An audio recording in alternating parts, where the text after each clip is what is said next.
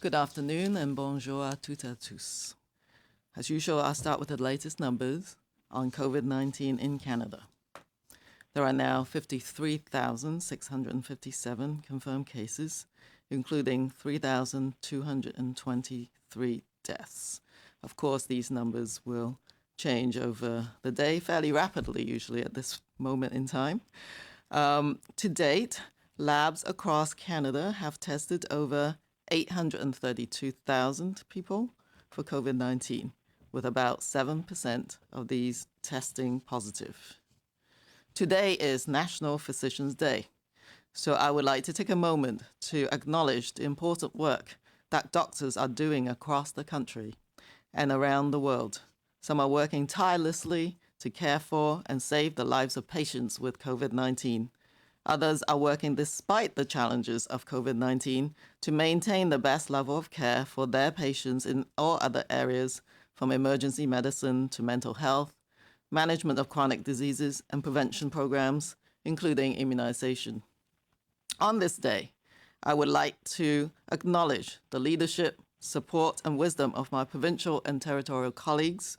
Their collaboration has made us all stronger in leading Canada through the rough terrain of COVID-19. Canada's Chief Medical Officers of Health have responsibility within their jurisdiction to protect and promote the health of the public and prevent disease and injury. But they also play a vital role in responding to events of national public health concern, including the opioid crisis. And I think I speak for all of us in saying that COVID-19 response has been the most challenging and shape-shifting event in our collective careers. But this is where the power of stronger together comes in. We are a country of consensus and collaboration, and this event has required virtually around-the-clock collaboration as we reviewed evolving science and evidence, provided a vast range of public health advice, and shared practical experience at every stage of the response. I speak on behalf of my colleagues in thanking Canadians for all their efforts. We have become much better acquainted with our patient, the population, as you have all got to know us better. As physicians, we know that changing behavior can be difficult. We all know what we should do, like eat well, exercise more, and get enough sleep. Easier said than done. Yet, when chief medical officers call for massive change to the everyday lives of Canadians, you rose to the challenge. In fact, so much so, you appear to have bent the curve. So bravo. We couldn't be prouder at how Canadians have taken on our advice while adding a dash of creativity and vigor and keeping each other going with music, humor, and the magic of kindness. But we've got one more request for all of you. Please don't stop doing what is vital for maintaining your health. Even now, in the face of COVID-19, healthcare providers are there to address your health issues. Virtual appointments may be possible, and a whole range of precautions have been put in place to prevent the spread of COVID-19 in healthcare settings. Speak with your healthcare provider to see what options are available for you to safely have your health needs met. Thank you. Merci. Bonjour. Comme d'habitude, je commencerai par faire le point sur le nombre de cas de COVID-19 au Canada. On dénombre actuellement 53 657 cas confirmés de COVID-19, dont 3 223 décès. À ce jour, les laboratoires de partout au pays ont effectué plus de 832 000 analyses et environ 7% d'entre elles se sont avérées positives. Nous célébrons aujourd'hui la Journée nationale des médecins et on aimerait profiter de l'occasion pour souligner l'importance du travail que les médecins accomplissent partout au pays et dans le monde.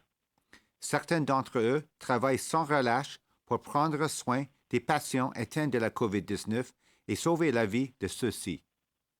D'autres encore continuent de travailler malgré les défis que présente la COVID-19 et s'emploient à offrir le meilleur niveau de soins à leurs patients dans tous les autres domaines comme la médecine d'urgence, la santé mentale, la gestion des maladies chroniques et les programmes de prévention, y compris la vaccination.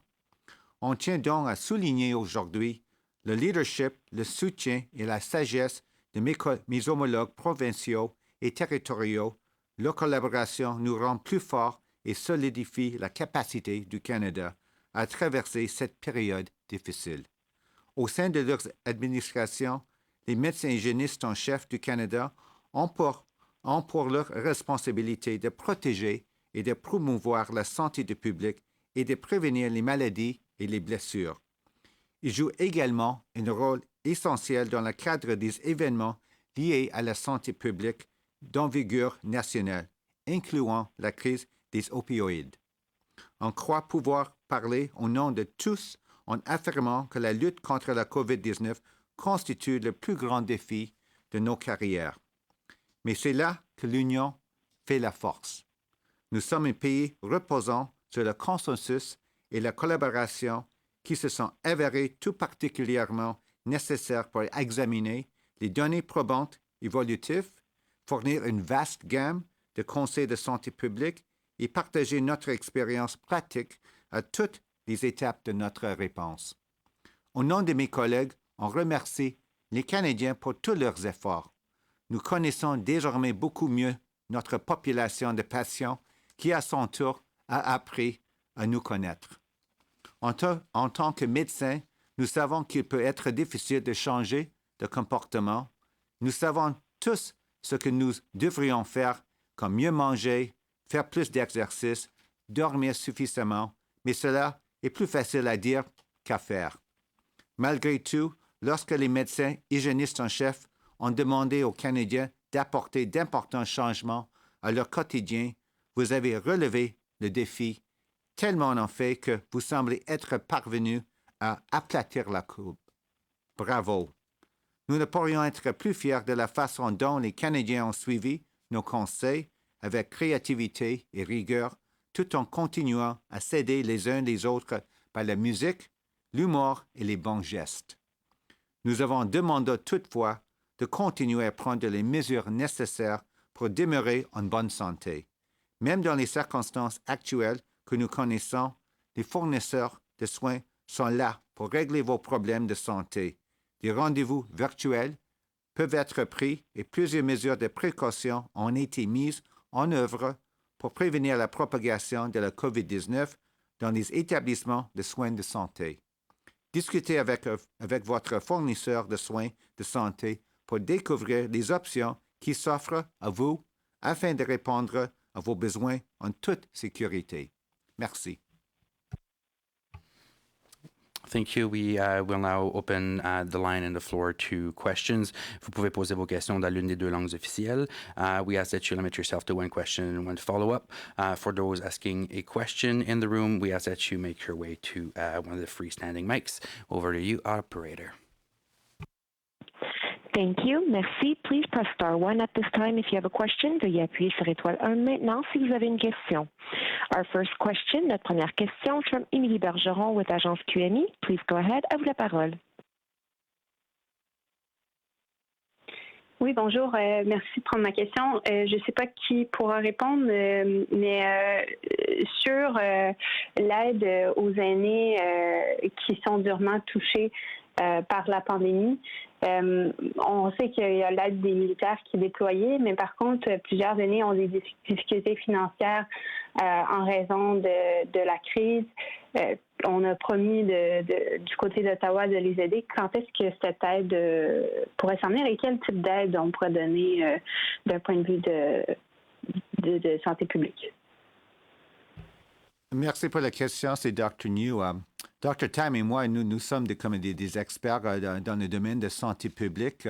On sait de côté de la santé publique, perspective de la santé publique, c'est vraiment tragique qu'est-ce qui se passe dans les établissements de soins de longue durée, et aussi peut-être pour tous les aînés et aussi les autres Canadiens avec aussi des défis financiers. Mais moi, personnellement, je ne suis pas dans une position pour répondre aux questions des finances. C'est mieux peut-être pour poser la question peut-être aux autres ministres. Merci.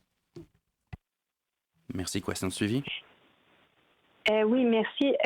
Concernant la réserve fédérale d'équipement, on apprenait ce matin dans le Globe and Mail qu'il n'y avait pas en fait d'objectif de quantité auquel la réserve devait être maintenue, par exemple un nombre de masques minimum.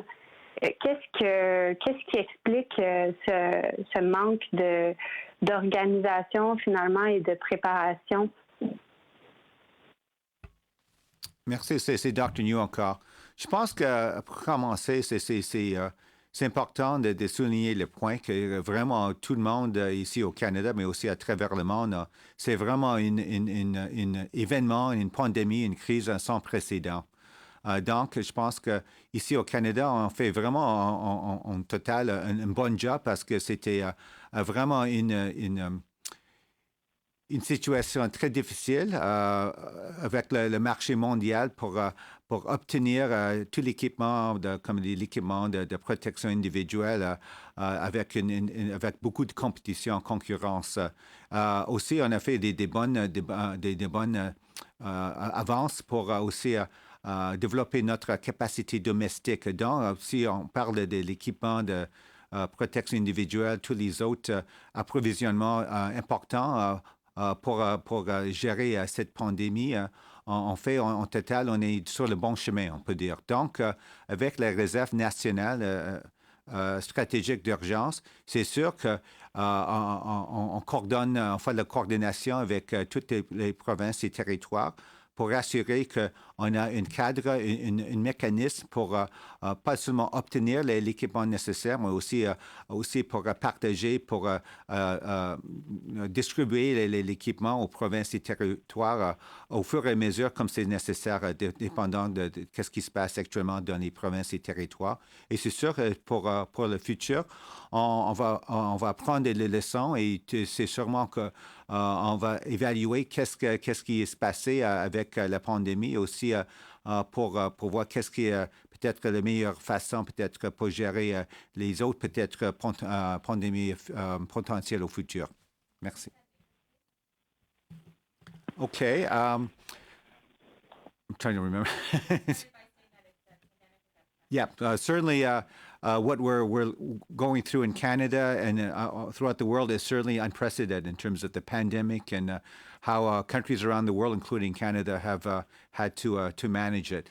When we talk about the essential medical supplies, certainly it's been a very a tough situation. I think our Deputy Prime Minister talked about a Wild West type environment in terms of the competition, for example, PPE and other essential medical equipment. I think overall, Canada, we've done a good job in terms of obtaining a PPE and other equipment on the global market. But at the same time, we've been ramping up, and I think it's a testament to, I think, the innovation and creativity and everyone getting together as part of Team Canada to also, as they say, develop our own domestic capacity. With our national emergency strategic stockpile, certainly it's been a key point in terms of a focal point in terms of working with the provinces and territories with respect to getting the essential equipment here, but also making sure that we have a framework and approach to distribute the equipment as necessary to each of the provinces and territories according to their needs, according to hotspots, wherever it's required. And as we move forward, certainly I think we're learning a lot. And as we move forward to the future, I'm sure there will be a further analysis and looking at what, let's say, the National Emergency Strategic Stockpile could and should look like in the future, as we might have to prepare, obviously, for other potential future pandemics. Thank you. Thank you, Dr. Njoo. Operator, next question. Thank you. Merci. Our next question is from Theresa Wright with the Canadian Press. Please go ahead. À vous la parole. Good afternoon. My questions are for Dr. Tam. The FDA says it's moving quickly to approve the drug remdesivir for the treatment of COVID-19, as some experts say that the results look promising. Are Canadian health officials studying the effectiveness of this drug, and how promising is it as an effective treatment, and will it be available in Canada? So I think it's really important to look at the data, and there are different trials globally. So I think there was a publication in The Lancet. There's the FDA announcement. We certainly look forward to looking at the results of the trial after this news release. So I think we need to take all of that evidence into account. there are 2 clinical trials registered in Canada. That includes a remdesivir trial arm. And there have been individual requests, I think, from clinicians to use this drug on an individual basis as well. But I think that our recommendation for the Canadian context is to use this drug as much as possible within the context of the actual clinical trials.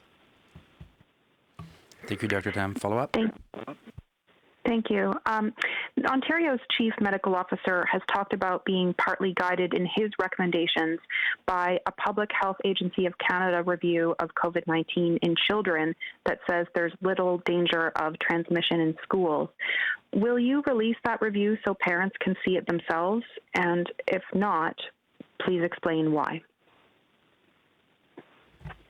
So the discussion took place at the Special Advisory Committee. The information available is, as with all data related to COVID-19, I think somewhat limited, and it's but sort of increasing numbers of studies coming online. So it's a sort of fast-moving target, but we review the existing published information that is available in the scientific literature as a key aspect of it. Certainly looking towards countries who are a little bit ahead of us in terms of what might happen. So I think what we do know is that children, particularly those under the age of 10, tend to have a milder course of illness. So I think from the perspectives of chief medical officers looking towards the return in terms of educational establishments, I think the primary rationale is that the clinical illness is in fact milder in children. I think that there's been different studies, some of which may show that children may not be the key transmitters, but I do think that we need to keep our minds open on that front in terms of their role. But I think the primary key rationale is that kids in general have a milder course of illness. But in a school setting, of course, there are other means of managing schools, such as continue to use virtual means of learning. But also you need to look after the teachers and, of course, any other adults that might be in contact with the kids and have plans in those schools to, again, continue to maintain the public health measures, such as physical distancing, hand hygiene, and all the other habits that are needed. So that's some of the discussions, but it is based on existing literature. But I think we will be reviewing that on an ongoing basis, and certainly looking at the Canadian experience, of course, as schools begin to cautiously go back to some activity. Thank you, Dr. Tam. We'll take one more question on the phone, and then we'll go to the room. Thank you. Merci. Our next question is from Chantal Shrivastava from Radio-Canada. Please go ahead. À vous la parole. Bonjour, je vous remercie d'être là puis de prendre nos questions. J'apprécie vraiment. J'aimerais que vous m'aidiez à éclaircir une situation très précise concernant le processus d'homologation d'urgence de certains produits, particulièrement le cube de Spartan. J'ai des informations très contradictoires sur la nature de l'autorisation qui a été donnée. Pouvez-vous me dire si c'est une homologation conditionnelle, si l'efficacité est validée, si on sait si ça fonctionne vraiment, puis comment vous avez obtenu ces informations-là? Est-ce que vous pouvez, par exemple, nous fournir des données de Spartan? Est-ce que vous avez fait vos tests à vous? Merci. OK, merci pour la question. C'est Dr. Njoo. Moi, je peux commencer par dire que je ne suis pas comme un spécialiste avec comme les régimes réglementaires. C'est vraiment nos collègues de Santé Canada. Mais ce que je peux dire maintenant, c'est que avec peut-être le cube que vous parlez, c'est quelque chose, et on est en train de, comme on dit, valider l'efficacité de cette nouvelle technologie avec notre laboratoire de microbiologie à Winnipeg. Parce que même si c'est approuvé pour peut-être pour avoir des autres, comme évaluation, ce n'est pas prêt peut-être pour distribuer et utiliser à travers le pays. Parce que si on a une technologie, un test qui ne donne pas des résultats fiables, c'est pas bon pour toute la population pour utiliser une test, un dépistage comme ça. Donc, avec cette technologie, ce que je comprends, notre laboratoire est en train encore de valider et c'est seulement après cette évaluation, si les résultats nous donnent une confiance que oui, cette technologie marche bien, on va procéder avec les prochaines étapes pour distribuer à travers le pays comme nécessaire. Merci. Merci à vous. Mais est-ce que je peux poser une sous-question? Oui, certainement. OK. Alors, j'aimerais savoir si vous avez un échéancier pour la réponse finale et si ça veut dire techniquement que c'est une homologation qui est conditionnelle à la preuve de concept donc dans vos laboratoires. OK. Je ne sais pas. Peut-être j'ai tort, mais ce que je comprends, oui, c'est comme conditionnel parce que cette technologie est en train encore d'être validée par un autre laboratoire. Ça veut dire qu'on est dit en anglais, c'est pas not ready for prime time. C'est encore dans le processus d'évaluation pour démontrer si comme dire, on est sûr que la technologie va donner toujours des résultats fiables. Donc, pour l'instant, ça, c'est l'étape de processus et on attend les résultats. Merci beaucoup. Dans la salle, Globe and Mail. Hi, Marika Walsh with the Globe and Mail. Dr. Tam, I'm wondering if you can tell me what the stockpiles of personal protective equipment are in the National Emergency Strategic Stockpile today or as of yesterday, because the government's procurement website still says that in addition to what we're getting in now from overseas, there is still something in the stockpile. So what are those levels? I can't give you the precise numbers. What I know is that it just changes all the time as things come in and out. But the concept or the principle is that the vast majority is given to the provinces and territories because they have an urgent need. So whatever we have is necessarily a much smaller proportion, just in case all of a sudden there's an additional hotspot somewhere where we can provide that distribution. But it is a very fluid number, but it is much smaller than what's actually distributed to provinces and territories. And why can't you disclose this? I asked your agency for this information 2 days ago. I don't understand why you aren't able to give us this information. If it's being billed as a backstop, if it's being billed as something that people can rely on publicly in these documents, why can't you tell us what exactly they can rely on? And also, Dr. Njoo, you told a House of Commons committee in February that there would be enough resources, that the federal backstop would be available to backstop. Clearly, it wasn't able to. So why did you say that? So, the numbers are really fluid. I mean, it will change every hour as we get another request from the province and then things are distributed. So I can't give you that right now. The other aspect to the national stockpile, at least in terms of its existing focus, had been on some very specific biological, chemical, and nuclear events.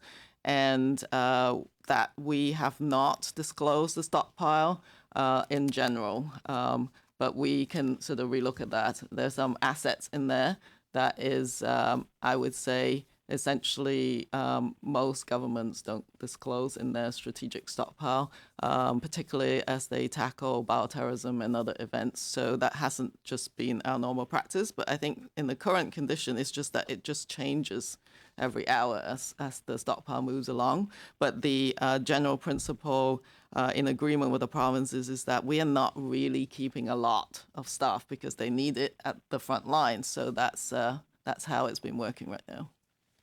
And maybe just to follow up in terms of what I said it previously, is that certainly the construct has always been that there are provincial stockpiles and the provinces and territories are certainly responsible and obtain equipment that they see as appropriate and necessary. And the federal stockpile, in many ways, is quite a reserve for a bit of surge capacity. I think hindsight, to be honest, is 2020, and I think back in the day, no one could have predicted how this was going to unfold, obviously, in the subsequent weeks.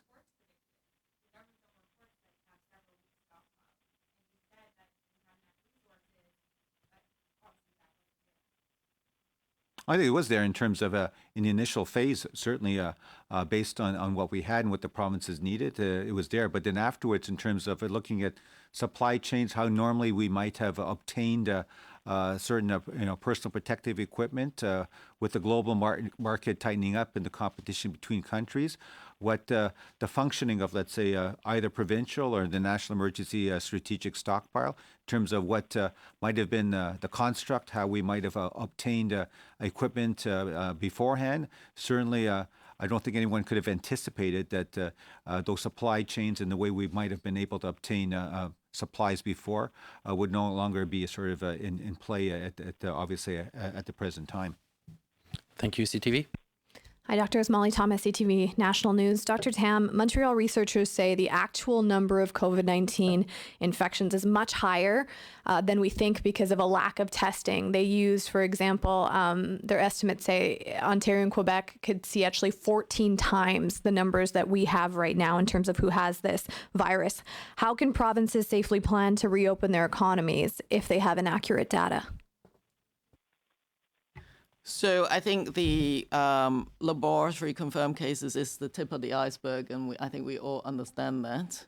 And the key is to really have good surveillance systems, testing, and contact tracing. So if you see right now is looking at the trends in laboratory cases, and it is the goal to increase the number of tests, and you've seen the numbers increasing in a number of jurisdictions over time.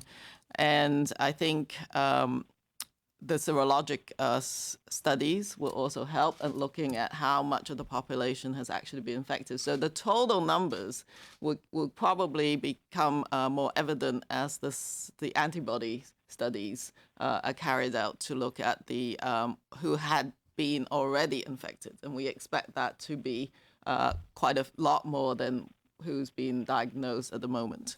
So that's going to become evident. But one of the objectives and the criteria for the next phase is that cases have still got to come down. I actually think is that the hospitalizations and the ICU numbers, of course, also has to come down and stabilize, because a key objective is actually keeping any numbers low enough so that your health system is not overwhelmed. That's a very critical aspect to the next phase, is that you have the ability to manage your cases, to detect them, to manage the contacts, so that it's kept below the level upon which your public health and your healthcare system can cope. Let me follow up with another question about testing then, because I saw that the UK, they had this goal throughout their month to ramp up testing to 100,000 tests a day. They hit that yesterday. Here in Canada, I mean, do we have a federal daily goal that we're trying to get to? And at the same time, how, like, we get this roundabout number of how many tests have come down, but on average a day, what are we testing at in Canada right now?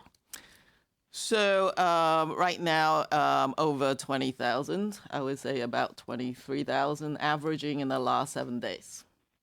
And what I do know is that just based on the provincial laboratory capacity alone, the aim is to get to 60,000 a day. And so that's the target. Right now, though, there's actually, because there's so few people with respiratory or other illnesses, there's sort of a lack of demand in some jurisdictions. So even though they have the capacity to test, there's actually not many people coming forwards to be tested as the epidemic is coming down.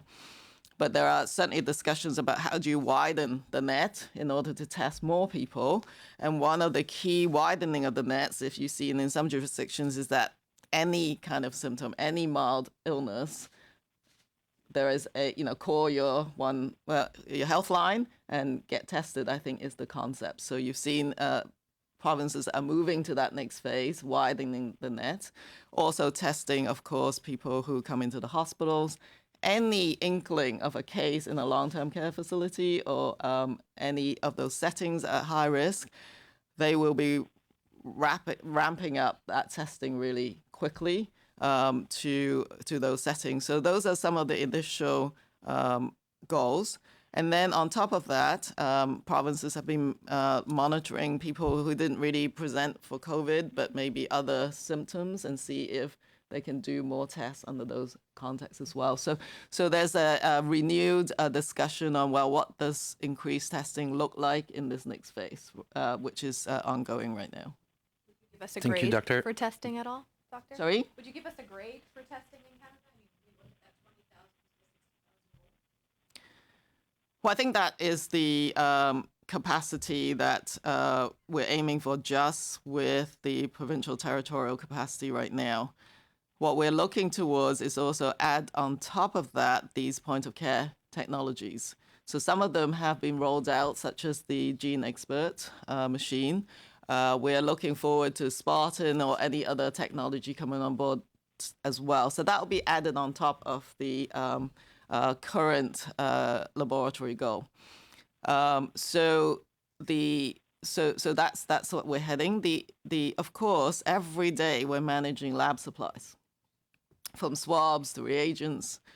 But the really the important change, I think, in the current context, when you talk about the stockpile, laboratory supplies is another aspect, is that we are looking at every avenue, including the domestic manufacturing. So I think that is going to provide us with a lot more reagents or capacity in the days to come.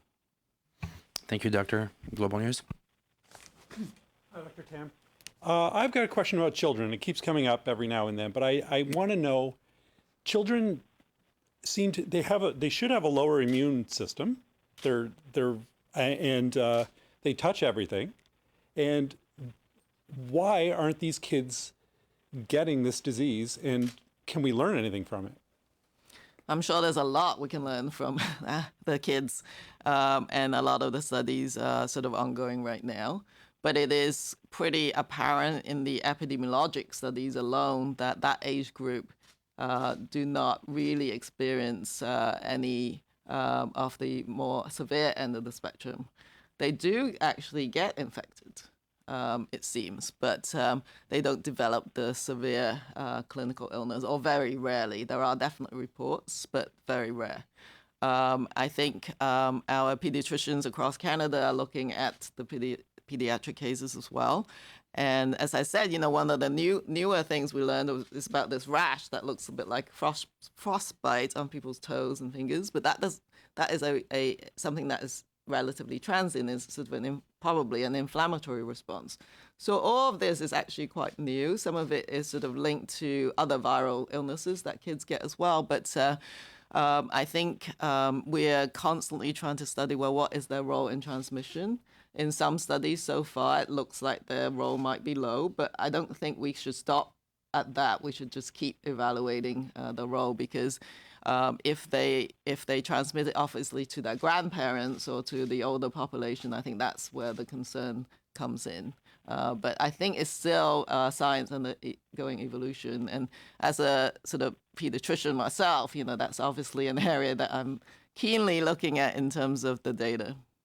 Thank you. And another group that I'm curious about are people who are 20 to say 40 and that are getting this hit. It's hitting them harder. Do we see anything in the people that are getting hit harder in the 20 to 40 range that we could learn from? I think absolutely. I think the clinical studies will again be coming out. There are definitely people who are in the younger age group that have underlying medical conditions, but there are some that have been previously healthy. And some of these have a very severe immunological or inflammatory reaction to this virus. So that's definitely a phenomenon that is seen. But it's actually very difficult to actually predict who would actually develop that. So I think that we do not know, and it's still an ongoing aspect of the study. Thank you, Doctor. Thank you, Mike. We'll do one more question on the phone, and that will be it for today's press conference. Operator. Thank you. Thank you. Merci. Our last question is from Amanda Pfeiffer with CBC News. Please go ahead. À vous la parole. Yes, I just wanted to again ask a question about the low transmission rates among children. What is your opinion of the new research that came out of Australia then about that, and why is it a significant piece of research in terms of trying to figure out whether or not to open up schools?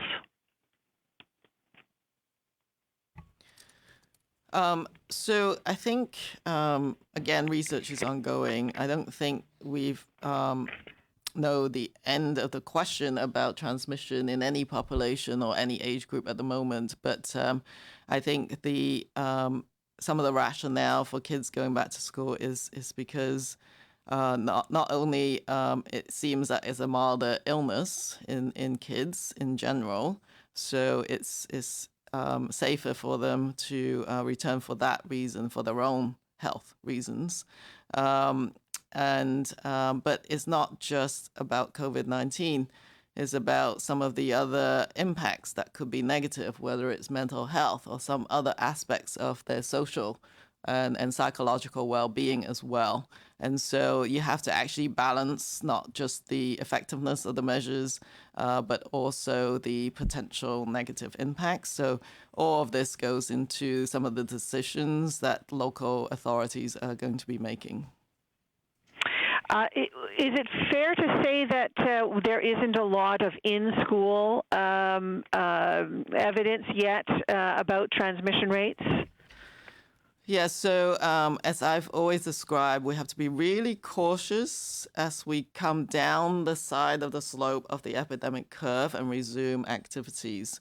I'm not sure that there's the exact right path, but what is important is to do it slowly and cautiously and monitor actually what happens.